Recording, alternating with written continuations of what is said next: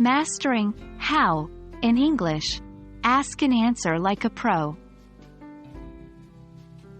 Hello, language learners. Today, we are going to delve into a fundamental component of English conversations.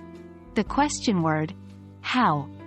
How is incredibly versatile and can be used in many contexts, so understanding its usage is key to becoming fluent in English.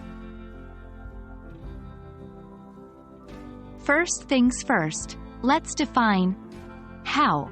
In English, how is used as a question word to ask about the manner or condition of something, the way something is done or happens, or the extent or degree of something. For example, when we ask, "How are you?" we are inquiring about someone's state or condition. When we ask, "How does this work?" we're asking about the manner in which something functions. And when we ask, "How old are you?" we're asking about the degree or extent of someone's age. So, you see, how can be quite multifunctional. Now that we know what how means, let's talk about why we use it. The purpose of how is to inquire more deeply about various aspects of our world. It's all about understanding and learning.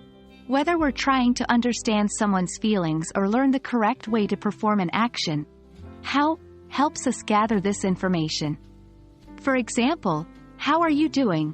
is often used to inquire about a person's well-being. Another instance is, "How do I get to the mall?"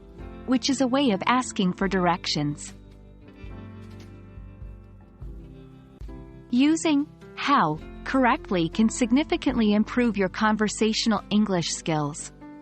It's often used in both questions and in direct questions. Direct questions. How do you make pasta? In direct questions. Can you tell me how to make pasta?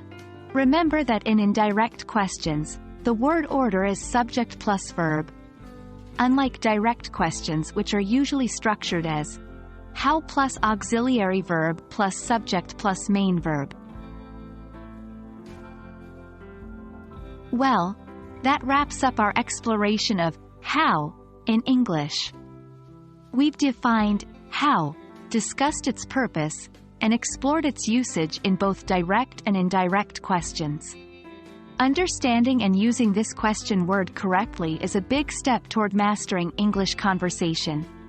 Keep practicing and don't forget to incorporate how into your daily English conversations.